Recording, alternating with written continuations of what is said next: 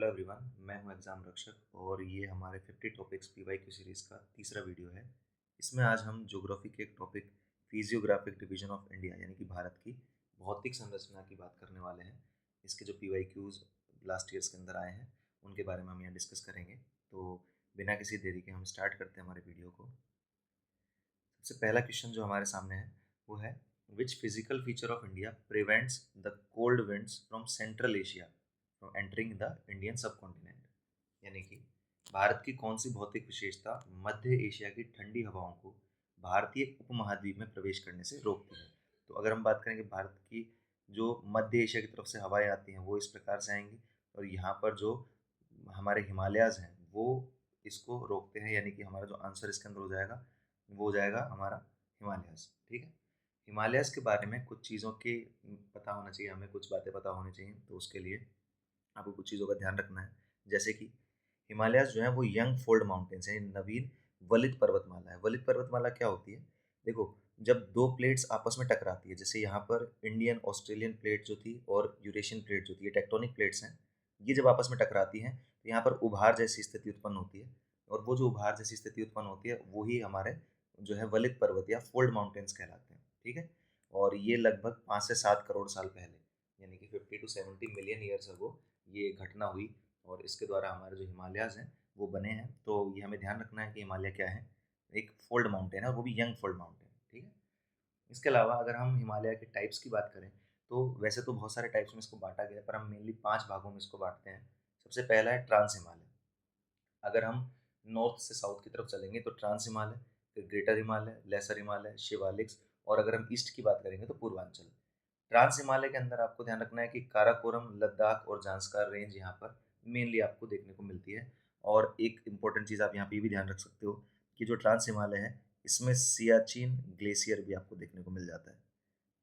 Siachen glacier जो है वो इस ट्रांस हिमालय में ही आपको देखने को मिलता है। तो ये 3 रेंज आपको ध्यान रखनी है, काराकोरम, लद्दाख और जांस्कर। अगर मैं ग्रेटर हिमालयाज की बात करूँ, यानी कि हिमाद्री भी इन्हें कहा जाता है, यहाँ पर आपको माउंट एवरेस्ट देखने को मिलेगा, कंचनजंगा, नंदा देवी।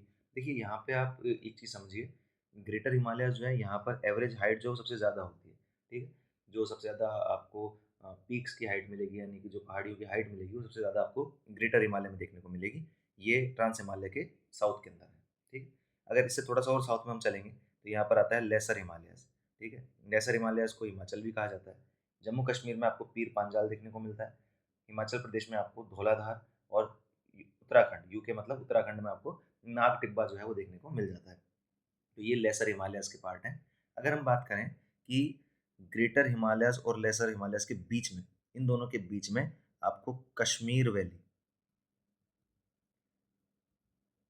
कश्मीर वैली जो है, कश्मीर की जो घाटी है वो आपको देखने को कहाँ मिलती है? वो आपको देखने को मिलती है ग्रेटर हिमालयाज और लेसर हिमालयाज के बीच में। इसे वृहद हिमालय भी कहा जाता है ग्रेटर हिमालय को, लेकिन इन दोनों के बीच में आपको कश्मीर घाटी देखने को मिल जाती है। इससे अगर थोड़ा सा साउथ में हम चलते हैं तो वहाँ पर आपको देखने को मिलते हैं शिवालिक हिमालयाज। और शिवालिक जो है इनको नेपाल में कहा जाता है चुरिया, चुरिया नाम से शिवालिक को जाना जाता है। ये जो शिवालिक हैं ये टी कल्टीवेशन के लिए, टी कल्टीवेशन यानी कि चाय की खेती के लिए उपयुक्त माने जाते हैं। यहाँ पर चाय की खेती आसानी से की जा सकती है। और अगर हम बात करें लेसर हिमालयाज और शिवालिक हिमालयाज के बीच में, तो इन दोनों के बीच में हमें देखने को मिलते हैं दून्स, यानी कि जैसे आप देहरादून या फिर इस प्रकार के जो दून्स होते हैं वो आपको देखने को मिलते हैं। ठीक है, तो ये जो दून है ये आपको देखने को कहाँ मिलेंगे? लेसर हिमालय और शिवालिक हिमालय के बीच में। ठीक है, तो ये आपको ध्यान रखना है। इसके अलावा अगर मैं बात करूँ पूर्वांचल की, यानी कि जो हमारे ईस्टर्न हिमालयाज हैं, यहाँ पर आपको मेनली 4 रेंजेस ध्यान में रखनी है। पटकाई बुम जो कि अरुणाचल में है, नागा हिल्स जो कि नागालैंड में है, मणिपुर हिल्स जो मणिपुर में है, और मीज़ो या लुशाई हिल्स, मीज़ो हिल्स को ही कहा जाता है लुशाई हिल्स, ये मिजोरम के अंदर है। ठीक है, तो आपको ये चीज़ें ध्यान में रखनी है जो हिमालय से रिलेटेड है। तो हम अपने नेक्स्ट क्वेश्चन पर चलते हैं। नेक्स्ट क्वेश्चन हमारा कहता है, in which of the following districts of Rajasthan barchans found, कि राजस्थान के किस जिले में बारखान्स पाए जाते हैं। तो देखिए सबसे पहले हमें ये पता होना चाहिए कि बारखान्स होते क्या है। तो बारखान्स जो हैं ये रेत के टीले होते हैं, यानी कि ये सैंड ड्यून्स हैं, रेत के टीले।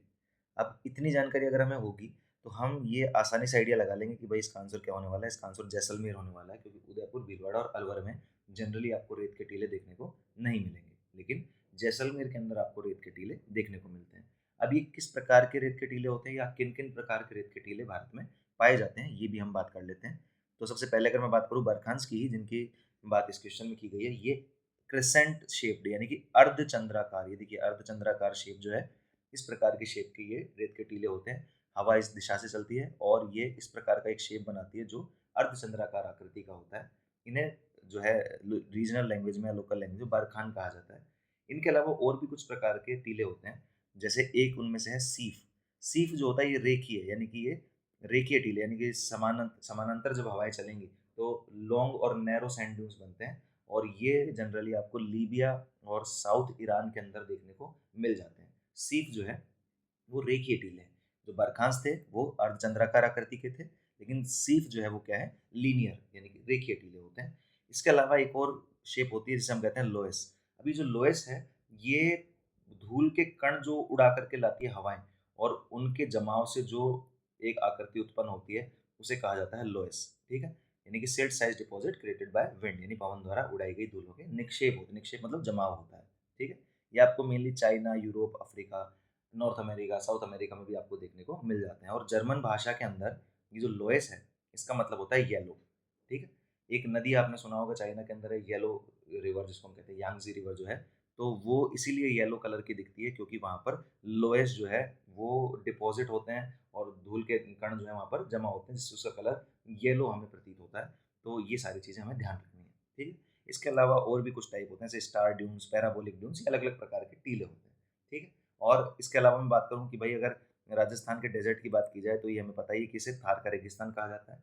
इसका जो एरिया है वो ऑलमोस्ट 2 लाख स्क्वायर किलोमीटर यानी कि 2 लाख स्क्वायर किलोमीटर है और दुनिया में 17वें नंबर पर, 17th नंबर पर ये जो है आता है। एक हमें आकल वुड फॉसिल पार्क देखने को मिलता है। यहाँ पर हमें जितने भी डिपॉजिट्स हैं, जो बहुत पुराने ज़माने के हमारे एंशिएंट डिपॉजिट्स हैं, जो फॉसिल डिपॉजिट्स हैं, फॉसिल्स हैं, वो देखने को मिलते हैं। वुड फॉसिल यहाँ पर देखने को मिलते हैं और इसीलिए ये आकल वुड फॉसिल पार्क यहाँ पर बनाया गया है। अगर मैं कोल्ड डेजर्ट की बात करूँ तो लद्दाख और हिमाचल के अंदर किन्नौर जो है वहाँ पर आपको कोल्ड डेजर्ट देखने को भी मिल जाता है। तो इंडिया के अंदर आपको हॉट डेजर्ट और कोल्ड डेजर्ट दोनों ही देखने को मिलते हैं। ठीक है, ये आपको ध्यान में रखना है। नेक्स्ट क्वेश्चन जो हमारा है वो है Purvanchal Himalayas does not comprise of, यानी कि इनमें से पूर्वांचल हिमालयाज में कौन शामिल नहीं है। देखिए अभी पहले क्वेश्चन में हमने बात की थी कि पूर्वांचल हिमालयाज के अंदर कुछ रेंजेस शामिल हैं जिनमें से नागा हिल्स शामिल हैं, मणिपुर हिल्स शामिल हैं और मीजो हिल्स भी शामिल है। तो हमारा आंसर क्या हो जाएगा यहाँ पर, पीर पांजाल रेंज। पीर पांजाल हमने बात की थी कि जम्मू एंड कश्मीर के अंदर जो है पीर पांजाल रेंज आपको देखने को मिलती है, तो ये हमारा ईस्टर्न हिमालयस के अंदर शामिल नहीं होता है। इसके बारे में अगर मैं और आपको बताऊं तो पीर पांजाल रेंज जो है वो लेसर हिमालय यानी लघु हिमालय का भाग है और ये पटनी टॉप जम्मू कश्मीर से शुरू होकर के और हिमाचल प्रदेश और गढ़वाल डिस्ट्रिक्ट जो है उत्तराखंड के अंदर वहां तक जाता है। ठीक है, तो ये आपको देखने को मिलेगा कहाँ से स्टार्ट होता है, ये पटनी टॉप जम्मू कश्मीर से। ठीक है, अगर मैं पूर्वांचल हिमालय की बात करूँ तो हमने बात की थी कि भाई पटकाई बम जो है वो अरुणाचल प्रदेश के अंदर है, नागा हिल्स नागालैंड के अंदर, मणिपुर हिल्स मणिपुर के अंदर और मिजो या लुशाई हिल्स जो है वो मिजोरम के अंदर देखने को मिल जाती हैं। अगर हाईएस्ट पीक की मैं बात करूं कि पूर्वांचल हिमालयस की हाईएस्ट पीक क्या है तो वो है कांगटो। कांगटो नाम की जो रिज है, कांगटो रिज, जो कि 7090 यानी 7090 मीटर्स की है अरुणाचल प्रदेश के अंदर। ये हाईएस्ट पीक है आपके ईस्टर्न हिमालयस की या पूर्वांचल हिमालयस की। और एक माउंटेन आपको ध्यान रखना है जो कि मिजोरम में है, जिसे ब्लू माउंटेन भी कहा जाता है और लोकल लैंग्वेज में फांगपुई माउंटेन कहा जाता है, फांगपुई कहा जाता है। तो ये आपको ध्यान रखना है। आपसे पूछा जा सकता है कि ब्लू माउंटेन जो है वो कहाँ पर स्थित है, मिजोरम में है। उसे किस और नाम से जानते हैं तो फांगपुई के नाम से उसे जाना जाता है, तो ये भी आपको ध्यान में रखना है। अब हम बात करते हैं हमारे नेक्स्ट क्वेश्चन की। नेक्स्ट क्वेश्चन जो है हमारा वो कहता है विच of the following hills is located in the eastern Ghats. अब यहाँ पर पूर्वी घाटों की बात की जा रही है कि भाई पूर्वी घाट के अंदर देखिए ये जो हमारा भारत है इसमें ये जो एरिया ये वेस्टर्न घाट है और ये जो एरिया ये आपका ईस्टर्न घाट है। तो इनमें जो हिल्स हैं यानी कि इनमें जो पहाड़ियाँ हैं उनके बारे में ये सवाल पूछा गया है कि भाई कौन सी जो है वो ईस्टर्न घाट्स के अंदर स्थित है। तो देखिए यहाँ पर जो आपका आंसर होने वाला है वो है शेवरॉय हिल्स। शेवरॉय हिल्स जो हैं वो ईस्टर्न घाट्स के अंदर स्थित हैं, पूर्वी घाट में ये मौजूद हैं। और ये जो इसके अलावा अगर मैं बात करूँ जो अनाई मुड़ी है ये अनाईमुडी आपका वेस्टर्न घाट्स के अंदर है। वेस्टर्न घाट के अंदर आपको ये अनाईमुडी देखने को मिलता है। इसके अलावा नागा और खासी जो है ये तो आपके पूर्वांचल हिल्स हैं, तो ये तो हम वैसे भी एलिमिनेट कर सकते हैं। तो नागा और खासी इसमें आंसर नहीं होगा, या तो शेवरॉय या अनाईमुडी। तो इसमें से शेवरॉय जो है वो ईस्टर्न घाट में है और यही हमारा आंसर है। अनाईमुडी जो है वो वेस्टर्न घाट में है। अगर मैं बात करूँ ईस्टर्न घाट और वेस्टर्न घाट की, तो देखिए कुछ चीज़ें आपको ध्यान में रखनी है। जैसे ईस्टर्न घाट जो है वो ईस्ट कोस्ट ऑफ इंडिया में आपको देखने को मिलता है, जिसके नॉर्थ में महानदी और उसके साउथ में वगई जो कि एक नदी है तमिलनाडु के अंदर, ये उसकी बाउंड्रीज बनाती है। यानी नॉर्थ और साउथ बाउंड्रीज जो है वो महानदी और वगई नदी जो है या वैगई नदी इसको कहते हैं, इसके द्वारा बनाई जाती है। और ये किन किन राज्यों में स्थित है, तो उड़ीसा, आंध्र प्रदेश, तेलंगाना, तमिलनाडु और कर्नाटका के अंदर ये स्थित है। ठीक है, तो ये आपको ध्यान रखना है। इसकी जो हाईएस्ट पीक है, इसकी यानी कि जो हमारे ईस्टर्न घाट्स हैं उसकी हाईएस्ट पीक जिंदागाड़ा, ठीक है, इसका नाम है जिंदागाड़ा। ये 1690 मीटर्स और ये अराकू अराकू पर्वतमाला है आंध्र प्रदेश के अंदर, वहाँ पर स्थित है। तो जिंदागाड़ा आपको ध्यान में रखना है कि ये ईस्टर्न घाट्स की हाईएस्ट पीक है। और इसके अलावा कुछ इंपॉर्टेंट हिल्स हैं जो आपको नाम ध्यान रखने हैं। जैसे कि ये सवाल भी पूछा गया कि भाई कौन सी हिल जो है वो ईस्टर्न घाट की है, तो शेवरॉय के अलावा और भी बहुत सारी हिल्स हैं जो हमारे लिए इंपॉर्टेंट हैं। जैसे महेंद्रगिरी, आर्माकोंडा, गलीकोंडा, सिंकरमगट्टा, नल्लामलाई, पालाकोंडा, जावड़ी, शेवरॉय और बिलीगिरी, सिरुमाली, पलानी, वृषणाड हिल्स। ये आप एक बार पढ़ोगे तो इसको आप 2-4 बार के अंदर आपको ये याद हो जाएंगी। तो ये आपको ध्यान रखना है। आप मैप बना करके उसमें भी इसको दिखा सकते हो और उससे अपना जो शॉर्ट नोट्स हैं वो बना सकते हो ईस्टर्न घाट्स के लिए। और एक चीज़ और ध्यान रखनी है आपको कि ईस्टर्न घाट्स और वेस्टर्न घाट्स कहाँ पर मिलते हैं, नीलगिरी हिल्स के जो पॉइंट है वहाँ पर ईस्टर्न घाट्स और वेस्टर्न घाट्स जो है वो आपस में मिलते हैं। तो ये आपको कुछ इंपॉर्टेंट पॉइंट्स हैं जो ईस्टर्न घाट्स के लिए याद रखने हैं। इनके अलावा जो वेस्टर्न घाट्स के पॉइंट हैं वो भी आपको कुछ ध्यान रखने हैं। सबसे पहली बात तो ये कि यूनेस्को की वर्ल्ड हेरिटेज साइट है ये। यूनेस्को एक संस्था है जो वर्ल्ड हेरिटेज साइट्स बताती है, और उनमें से एक वर्ल्ड हेरिटेज साइट जो है वो आपके वेस्टर्न घाट्स हैं। क्यों है ये वर्ल्ड हेरिटेज साइट? क्योंकि ये दुनिया के 8 बायोडाइवर्सिटी हॉटस्पॉट में से एक है। 8 बायोडाइवर्सिटी हॉटस्पॉट जो होते हैं, यानी कि जो जैव विविधता के जो क्षेत्र होते हैं जहाँ पर आपको सबसे ज़्यादा वनस्पति या फिर जानवरों की जो है विविधताएं देखने को मिलती हैं, उनमें से एक ये है। तो इसलिए इसे यूनेस्को का वर्ल्ड हेरिटेज साइट भी बनाया गया है। ये 6 राज्यों से होकर के गुजरता है, गुजरात, महाराष्ट्र, गोवा, कर्नाटका, तमिलनाडु और केरला। यूपीएससी के अंदर एक बार सवाल पूछा गया था कि वेस्टर्न घाट जो है वो कितने राज्यों में से होकर गुजरता है, तो आपको ध्यान रखना है 6 राज्य हैं, गुजरात, महाराष्ट्र, गोवा, कर्नाटका, तमिलनाडु और केरला। ठीक। अगर मैं वेस्टर्न घाट की इंपॉर्टेंट पीक्स की बात करूँ, यानी जो ऊंची चोटियां हैं उनकी बात करूँ, तो कलसुबाई, सालहेर, महाबलेश्वर, हरिश्चंद्रगढ़, वबुलमाला, कुद्रेमुख, पुष्पगिरी, डोडा बेट्टा, मकुर्ती, मुल्लायनगिरी। ये मुल्लायनगिरी जो है ये बाबा बुदान हिल्स पे है। और एक है अनाईमुडी। अनाईमुडी जो है वो यहाँ की हाईएस्ट पीक है, यानी कि अगर आपसे ईस्टर्न घाट्स की हाईएस्ट पीक पूछी जाती है तो वो है जिंदागाड़ा, और वेस्टर्न घाट्स की हाईएस्ट पीक पूछी जाती है तो वो है अनाईमुडी। अनाईमुडी जो है वो अनाईमलाई पहाड़ियों पर स्थित है। और एक चीज़ आपको ये भी ध्यान रखनी है कि जो डोडा बेट्टा है ये सेकंड हाईएस्ट पीक है। ठीक है, तो ये भी आप ध्यान रख सकते हो। तो वेस्टर्न घाट्स के बारे में ये पॉइंट्स आपको याद रखने हैं। ठीक है, अब हम चलते हैं हमारे नेक्स्ट क्वेश्चन के ऊपर। अगला क्वेश्चन है, in the southern ranges of which hills is मौसिन Ram.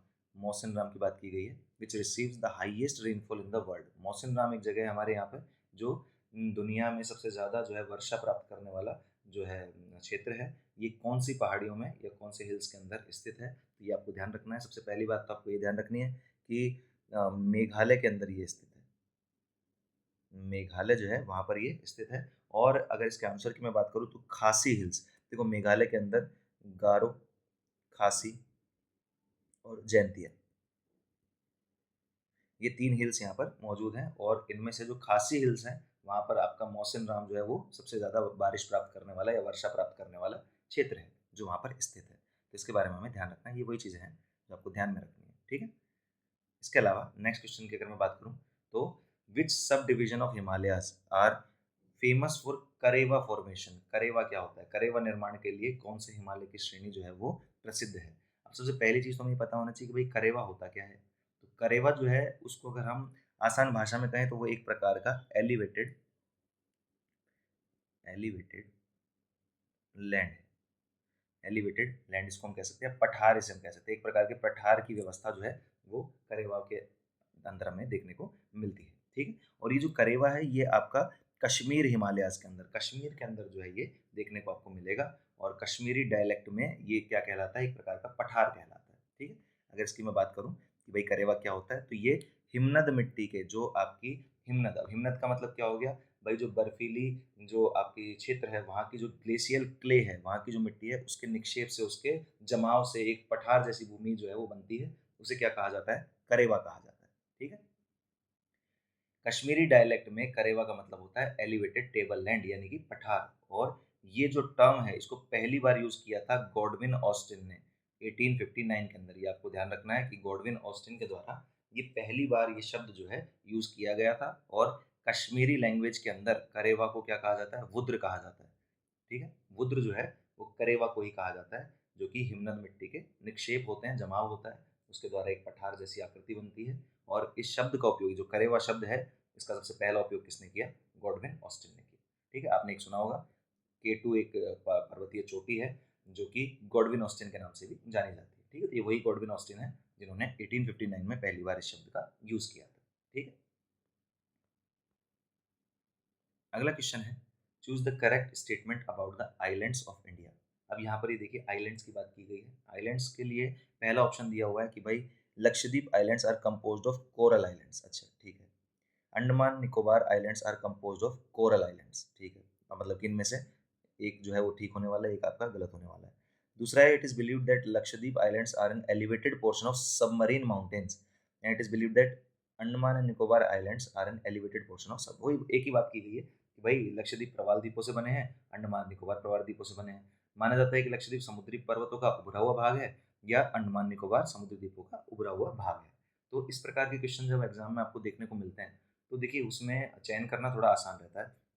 अब इन दोनों में से एक ही ठीक होगा और इन दोनों में से एक ही ठीक होगा, है ना, तो ये आपको थोड़ा सा ध्यान रखना है। तो यहाँ पर जो हमारा आंसर है वो है A and D. A and D जो है, ये सी जो है हमारा वो आंसर ठीक है। तो ये आंसर आपका क्यों सही है, तो देखिए पहली बात तो ये कि लक्षद्वीप जो है वो प्रवाल द्वीपों से बने हुए हैं। प्रवाल होते हैं कोरल्स, कोरल से ये बने हुए हैं, कोरल आइलैंड है। और इसके बारे में अभी मैं आपको बताऊंगा डिटेल में क्या होता है। और इसके अलावा अंडमान निकोबार जो है वो समुद्री द्वीप पर्वतों का उभरा हुआ भाग भी है। तो ये ए और डी जो है वो आपका सही आंसर है। इसके बारे में अगर हम बात करें तो देखिए अंडमान निकोबार की अगर हम पहले बात करते हैं तो ये टोटल 836 आइलैंड, 836 आइलैंड से मिलकर बना हुआ है। ये ऑफिशियल वेबसाइट पे दिया हुआ है। ठीक है, और इट इज़ ये कैसे बना है, it is formed by collision between Indian plate and Burma minor plate. तो जो टेक्टोनिक प्लेट्स की बात होती है, एक टेक्टोनिक प्लेट थ्योरी होती है हमारी ज्योग्राफी के अंदर, उसमें जब दो प्लेट्स टकराती हैं या दो प्लेट्स के बीच में कोई ना कोई गतिविधि होती है तो उसके द्वारा एक लैंड फॉर्म का निर्माण होता है। तो ये इंडियन प्लेट और बर्मा की जो माइनर प्लेट थी उनके कोलिजन से, उनके टकराव से ये उत्पन्न हुआ। और ये एक्सटेंशन माना जाता है अराकन योमा रेंज का। ये जो अराकन योमा रेंज है आपकी, ये आपकी म्यांमार, म्यांमार के अंदर एक रेंज है जहाँ से टकरा करके हमारा मानसून भी वापस लौटता है, वो अराकन योमा रेंज ही है। तो ये उसका एक्सटेंशन भी माना जाता है। और साथ में देखिए ये लिखा हुआ है submarine mountain, elevated portion of submarine mountain, यानी कि जलमग्न पर्वत के ऊंचे हिस्से, जलमग्न पर्वत के जो ऊंचे हिस्से होते हैं वो इसके अंदर जो है शामिल हैं। तो अभी हमने देखा था कि भाई हमारा जो डी ऑप्शन था वो ये कह रहा है कि भाई माना जाता है कि अंडमान निकोबार द्वीप समुद्री पर्वतों का उभरा हुआ भाग है। ठीक है, तो यही बात जो है यहाँ पर की गई है। तो ये उभरा हुआ भाग है, तो ये बिल्कुल सही बात है। इसके अलावा अगर मैं बात करूँ कि अंडमान निकोबार के मेन 3 पार्ट हैं, 3 भागों में इसको बांटा गया है, नॉर्थ अंडमान, मिडिल अंडमान और साउथ अंडमान। ठीक है, ये आपको ध्यान रखना है। और इसकी जो राजधानी है जो कि है पोर्ट ब्लेयर, वो साउथ अंडमान में शामिल है।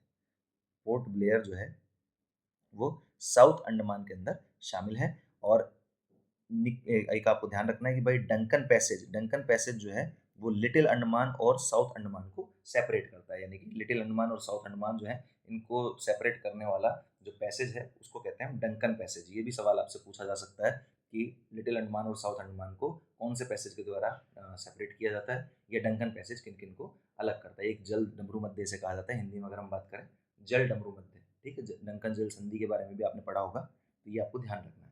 इसके अलावा एक चीज़ ये भी ध्यान रखनी है कि अंडमान जो है वो निकोबार से 10 डिग्री चैनल के द्वारा सेपरेट किया गया है। 10 डिग्री चैनल, ये भी एक जलीय जो है क्षेत्र है, और इसके द्वारा सेपरेट किया जाता है अंडमान और निकोबार को। ठीक है, निकोबार की अगर मैं बात करूं तो यहाँ पर दो भागों में इसको बांटा गया है। एक है कार निकोबार जो कि इसका नॉर्दर्न मोस्ट पॉइंट है, और एक है ग्रेट निकोबार यानी कि इसका सदर्न मोस्ट पॉइंट है। यानी कि नॉर्थ में आपको कार निकोबार देखने को मिलेगा और साउथ में आपको क्या देखने को मिलेगा, ग्रेट निकोबार देखने को मिलेगा। ठीक है, और अगर मैं बात करूं सक्रिय ज्वालामुखी की, जहां से सवाल एग्जाम में कई बार पूछा जाता है, तो बैरन आइलैंड और नारकोंडम आइलैंड, बैरन और नारकोंडम जो है ये एक्टिव वोल्केनोज हैं, सक्रिय ज्वालामुखी हैं, जो कि पोर्ट ब्लेयर के नॉर्थ में आपको देखने को मिल जाते हैं। ठीक है, ये आपको ध्यान रखना है, ये दोनों ही ज्वालामुखी जो है वो आपको अंडमान वाले क्षेत्र में देखने को मिलेंगे, जो कि पोर्ट ब्लेयर के नॉर्थ में पड़ता है। अगर मैं बात करूं अंडमान निकोबार की हाईएस्ट पीक की, वो है सैडल पीक। सैडल पीक जो है 737 मीटर इसकी हाइट है, और ये अंडमान निकोबार की हाईएस्ट पीक है, सबसे ऊंची पर्वतीय चोटी है। ठीक है, अगर मैं बात करूं लक्षद्वीप की, तो लक्षद्वीप में टोटल 36 आइलैंड हैं, जिनका एरिया 32 स्क्वायर किलोमीटर है। ठीक है, अगर हम बात करें लक्षद्वीप के कुल एरिया की, तो 32 स्क्वायर किलोमीटर है और 36 आइलैंड्स यहाँ पर बने हुए हैं, और ये सभी क्या है, कोरल आइलैंड्स हैं, प्रवाल द्वीप होते हैं, प्रवाल द्वीप हैं। और इसमें तीन मुख्य द्वीप आपको ध्यान रखने हैं, एक है अमिनी द्वीप, एक है लक्का द्वीप और एक है मिनिकॉय। अगर मैं बात करूं अमिनी द्वीप, तो ये जो है आपका ये नॉर्दर्न मोस्ट पॉइंट है, सबसे नॉर्थ के अंदर अमिनी द्वीप आइलैंड आपको देखने को मिलेगा, और मिनिकॉय आइलैंड जो है ये आपका सदर्न मोस्ट पॉइंट है, सबसे साउथ में आपको देखने को मिल जाता है। ठीक है, और इसकी जो राजधानी है, लक्षद्वीप की राजधानी जो है कवरत्ती, वो कवरत्ती आपको देखने को मिलती है कहाँ पे, लक्काद्वीप आइलैंड के अंदर। ठीक है, तो लक्षद्वीप जो है वो एक कोरल द्वीप है, 36 आइलैंड यहाँ पे देखने को मिलते हैं, 32 किलोमीटर स्क्वायर जो है 32 स्क्वायर किलोमीटर इसकी जो है पूरी एरिया है। और इसके अलावा सबसे नॉर्दर्न पॉइंट जो है इसका मिनी द्वीप आइलैंड्स में है, मिनिकॉय आइलैंड्स के साउथ में है, और कवरत्ती जो इसकी राजधानी है वो आपको देखने को मिलेगी लक्षद्वीप के अंदर। ठीक है, तो ये आपको ध्यान रखना है। नेक्स्ट क्वेश्चन पर हम चलते हैं। Which of the following physiographic divisions of India has extensive alluvial soil? यानी कि कौन से भौगोलिक क्षेत्र में सबसे विस्तृत जलोढ़ मिट्टी पाई जाती है? तो जलोढ़ मिट्टी की बात यहाँ पर की गई है। तो देखिए, जलोढ़ मिट्टी जो है वो आपको नॉर्दर्न प्लेन्स में, यानी कि जो आपका उत्तर भारत का मैदान है वहाँ पर देखने को मिलेगी। और जलोढ़ मिट्टी जो है वो नदियों के द्वारा जो डिपॉजिट्स लेकर के आए जाते हैं, जो अलूवियल डिपॉजिट्स होते हैं, उनके द्वारा एक मैदान क्रिएट होता है जो कि काफ़ी उपजाऊ भी होता है। इसके अलग अलग भाग होते हैं, उन भागों की बात अभी हम करते हैं, लेकिन पहले आप एक चीज़ समझिए कि नदियाँ जो डिपॉजिट्स लेकर के आती हैं, वो जो जमा होते हैं, उन जमा डिपॉजिट्स से ही जो है ये एलुवियल सोइल जो है आपको देखने को मिलती है। ठीक, अगर मैं इसकी बात करूँ तो नॉर्थ इंडियन प्लेन्स जो हैं वो अलुवियल डिपॉजिट से या जलोढ़ निक्षेप से बने हुए हैं, जो कि नदियों के द्वारा लाए जाते हैं, जो कि इंडस, गंगा, ब्रह्मपुत्र, हमारी मुख्य तीन नदियां जो हैं उनके द्वारा, या जो नदी तंत्र हैं उनके द्वारा ये जलोढ़ मिट्टी जो है वो लेकर के आई जाती है, और उससे मैदान के फॉर्म में से बनाया जाता है। ठीक है, इसको मेनली तीन भागों में डिवाइड किया गया है। तीन भाग कौन कौन से हैं, एक है भाबर, एक है तराई, और एक है आपका अलुवियल प्लेन्स। ठीक है, भाबर जो है वो सबसे नॉर्थ में रहता है, जिसमें हैवी मटेरियल्स, बड़े कण जो हैं, बड़े पत्थर जो हैं वो लेकर के आए जाते हैं, और ये एग्रीकल्चर के लिए बिल्कुल भी सूटेबल नहीं होता है, एग्रीकल्चर यहाँ पर करना मुश्किल होता है। दूसरा जो एरिया है उसे तराई एरिया कहते हैं, जो नेचुरल वेजिटेशन के लिए बढ़िया माना जाता है, यानी कि जो फॉरेस्ट वगैरह है, वन जो है वो यहाँ पर देखने को आपको मिल जाते हैं। तीसरा जो भाग है अलुवियल प्लेन्स का भाग, जिसे दो भागों में बांटा गया है, भांगर और खादर। जो ओल्ड अलुवियल्स हैं, पुराने जो निक्षेप हैं, उन्हें भांगर कहा जाता है, और जो नए निक्षेप हैं उन्हें खादर कहा जाता है। ये आपके एग्रीकल्चर के लिए बहुत बढ़िया माने जाते हैं, यहाँ पर एग्रीकल्चर करना बहुत आसान होता है। ठीक है, इनके अलावा अगर कुछ प्लेन्स की मैं बात करूँ तो इंडिया के अंदर आपको Rajasthan plains, Punjab and Haryana plains, Ganga plains, Brahmaputra plains और डेल्टा प्लेन्स जो है वो देखने को मिल जाते हैं। तो ये सारी चीज़ें हमारे नॉर्दर्न प्लेन्स का हिस्सा हैं, या फिर हमारा जो उत्तरी भारत का मैदान है उसका भाग है। ठीक है, तो ये आपको ध्यान रखना है। नेक्स्ट क्वेश्चन की अगर मैं बात करूँ तो geologically which of the following physiographic divisions of India is suppose to be one of the most stable land blocks? सबसे ज्यादा स्टेबल, सबसे ज्यादा स्थिर भूखंड जो है वो भूवैज्ञानिक दृष्टि से किसे माना गया है? तो देखिए, सबसे ज्यादा दो जो हमारा स्टेबल लैंड फॉर्म है वो माना गया है पेनिनसुलर प्लेट्यू को, यानी कि जो हमारा प्रायद्वीपीय पठार है, जो हमारे पठार हैं उन्हें माना गया है सबसे ज्यादा स्थिर भूभाग। ये सबसे ज़्यादा पुराने भूभाग भी माने जाते हैं, और सबसे ज़्यादा स्टिल भी जो है स्थिर भी इसे माना जाता है। तो इसके बारे में अगर मैं बात करूँ तो देखिए, ये बात तो हमने कर ली कि सबसे ज़्यादा स्थिर भूभाग है, सबसे ज़्यादा oldest and stable land mass of India है। इसके अगर मैं बाउंड्रीज की बात करूँ तो हमारा जो प्रायद्वीपीय पठार है इसके नॉर्थ में अरावली, सतपुड़ा और विंध्या जैसी पहाड़ियाँ हैं। ईस्ट के अंदर आपको ईस्टर्न घाट्स और वेस्ट के अंदर आपको वेस्टर्न घाट्स देखने को मिलेंगे। साउथ की बात हमने नहीं की क्योंकि उसके बाद समुद्र आ जाता है, तो साउथ में जो है वो आपको इंडियन ओशियन देखने को मिल जाता है। ठीक है, अब ये जो है मेनली दो भागों में बांटा हुआ है। एक तो केंद्रीय हाईलैंड यानी कि सेंट्रल हाईलैंड यानी केंद्रीय उच्च भूमि, और एक है डंकन प्लेट्यू यानी कि डेक्कन प्लेट्यू।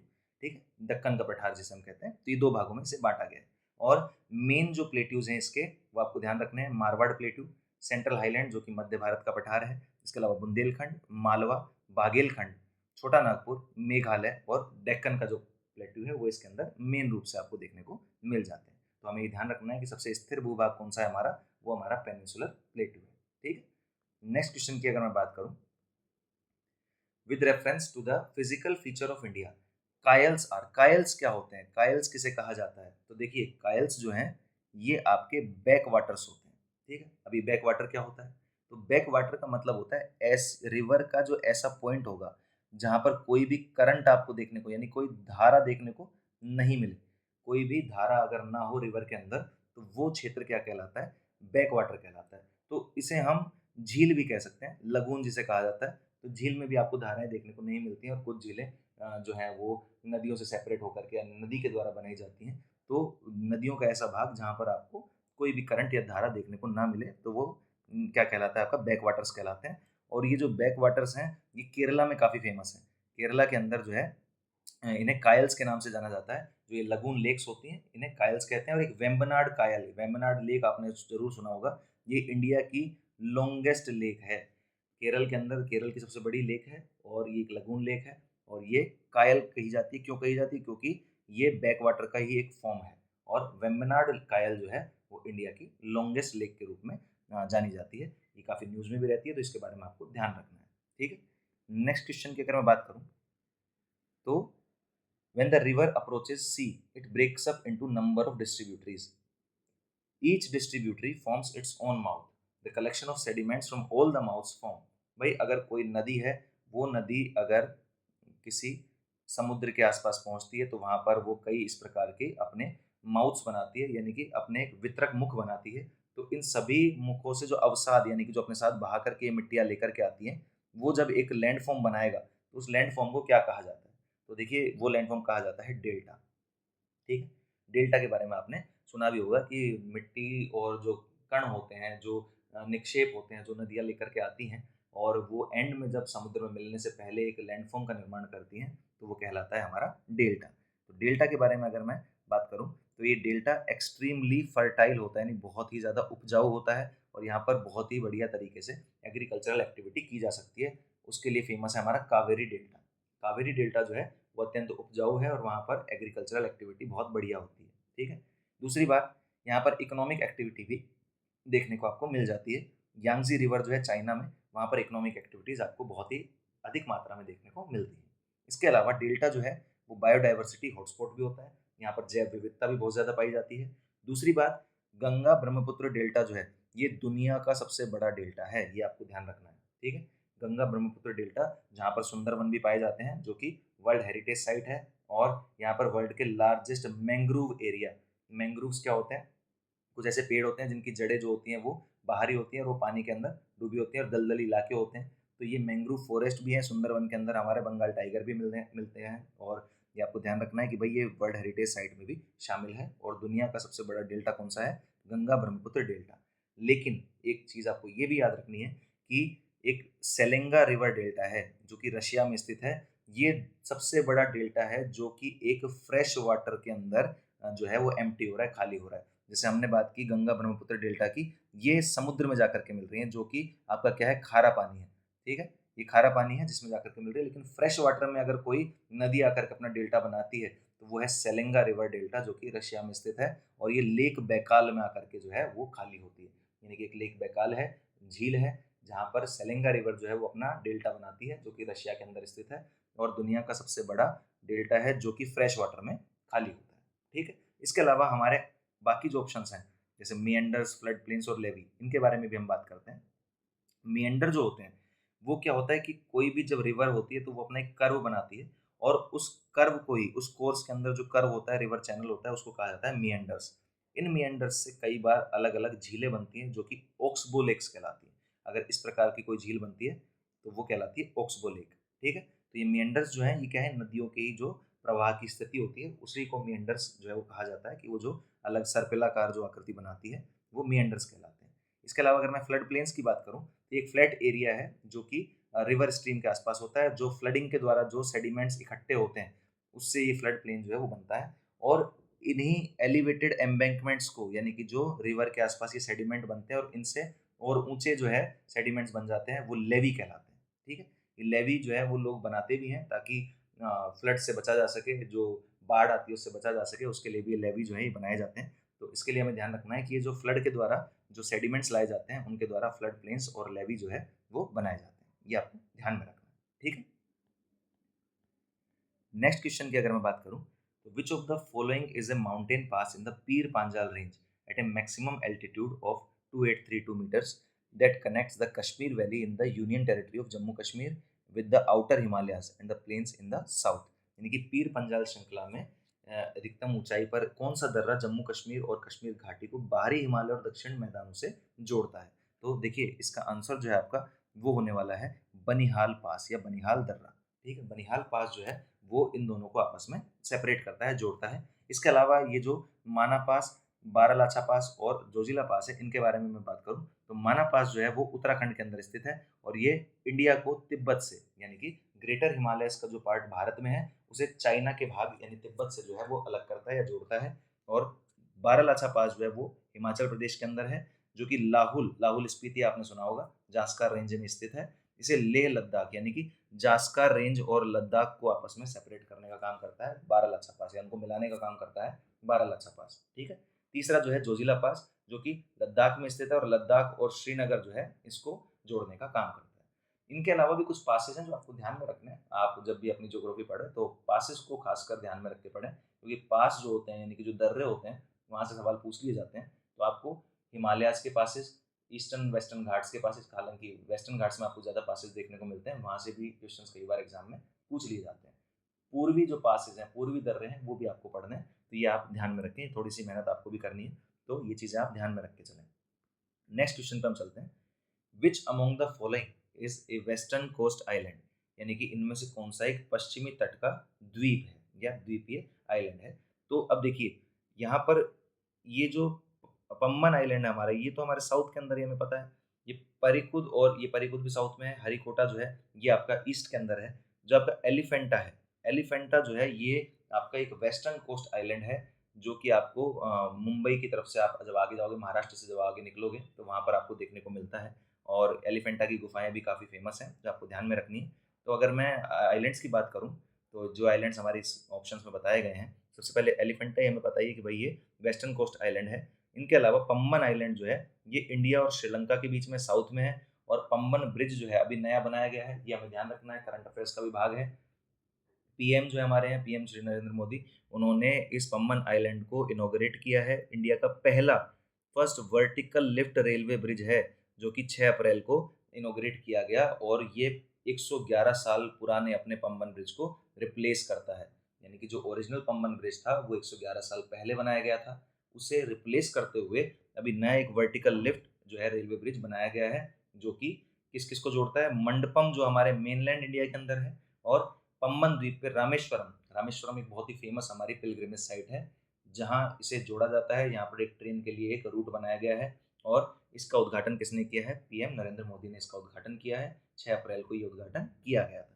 ठीक है, परिकुडु आइलैंड जो है ये चिलिका लेक में, उड़ीसा में ईस्टर्न पार्ट के अंदर हमारे स्थित है। चिलिका लेक में उड़ीसा के अंदर परिकडु आइलैंड जो है वो स्थित है। श्रीहरिकोटा आइलैंड, श्रीहरिकोटा आइलैंड भी हमारे ईस्टर्न कोस्ट पे ही स्थित है, और ये तिरुपति डिस्ट्रिक्ट जो कि आंध्र प्रदेश में स्थित है उसके अंदर शामिल है। और यहाँ पर एक सबसे जो इम्पोर्टेंट चीज़ है वो है Satish Dhawan space centre. Satish Dhawan space centre जो है वो हमारे श्रीहरिकोटा आइलैंड में स्थित है, जहाँ से हमारे जो रॉकेट्स वगैरह हैं वो स्पेस के अंदर लॉन्च किए जाते हैं। और ये 9 अक्टूबर 1971 से जो है वो कार्यरत है, और पहली बार इसमें एक साउंडिंग रॉकेट जो है वो लॉन्च किया गया था। साउंडिंग रॉकेट क्या होता है, ये एक इंस्ट्रूमेंट कैरिंग रॉकेट होता है, इंस्ट्रूमेंट को ले जाने वाला, इंस्ट्रूमेंट कैरिंग जो है रॉकेट साउंडिंग रॉकेट कहलाता है, और ये पहली बार यहाँ से लॉन्च किया गया, जिसका नाम था, इसका नाम भी अगर आप याद रखना चाहो तो रोहिणी, रोहिणी 125 इस रॉकेट का नाम था, जो कि साउंडिंग रॉकेट आगे लेकर के ले जाया गया। और ये जो सतीश धवन स्पेस सेंटर है, इसे पहले इस नाम से नहीं जाना जाता था। इसके बारे में भी आप एक चीज़ ध्यान रख सकते हो, शुरुआत में इसे कहते थे हम श्री हरिकोटा रेंज, जिसे सतीश धवन जो है स्पेस सेंटर हमने बनाया, कब बनाया, 2002 के अंदर, 2002 में हमने श्रीहरिकोटा रेंज को सतीश धवन स्पेस सेंटर बनाया। और ये एक प्रकार का एक बैरियर आइलैंड भी है। बैरियर आइलैंड किसे कहते हैं, जो दो अलग अलग क्षेत्रों को बांटता है। तो ये पुलिकट लेक और बे ऑफ बंगाल को, पुलिकट लेक और बे ऑफ बंगाल के बीच में जो है ये आइलैंड स्थित है, तो ये एक बैरियर आइलैंड के रूप में भी जाना जाता है। तो ये हमने मेनली जो है वो सारे हमारे जो भौगोलिक क्षेत्र हैं उनको कवर करने की यहाँ पर कोशिश की है। मैंने मेन मेन एस्पेक्ट्स को यहाँ पर रखने की कोशिश की है, जो चीज़ें प्रीवियस ईयर के अंदर पूछी गई हैं। अब आपका काम ये है कि आपको इन टॉपिक्स को थोड़ा सा और ठीक से पढ़ना है, और इन चीज़ों को बिल्कुल फोकस के साथ याद रखना है, जो मैंने इस वीडियो के अंदर बात की है। ये आपको बहुत ही हेल्प देंगे आपके आने वाले एग्जाम्स के अंदर। और आगे जो है वो मैं अलग अलग वीडियोस अलग टॉपिक्स के ऊपर और लेकर के आऊँगा। बीच में मैं वीडियोस नहीं ला पाया था, क्योंकि कुछ पर्सनल रीजंस थे। मेरा भी एक एग्ज़ाम था स्टेट पीसीएस का, तो उसका पेपर के होने की वजह से मैं बीच में वीडियोस नहीं बना पाया। लेकिन अब जो है मैं रेगुलर आपके लिए वीडियोस बनाऊंगा, और आपको आगे इससे फ़ायदा भी मिलेगा। आप अपनी प्रैक्टिस करते रहिए, और आप अपना जो है स्कोर इस वीडियो के कमेंट बॉक्स में लिख सकते हो कि आपने कितने क्वेश्चंस अपने आप से सॉल्व किए। और आप चीज़ों को जो है वो थोड़ा सा सीरियस लेना स्टार्ट कीजिए, क्योंकि अब आपका एग्ज़ाम जो है वो ज़्यादा दूर नहीं है। ठीक है, तो इसी के साथ मैं इस वीडियो को एंड करता हूँ। Thank you very much. जय हिंद।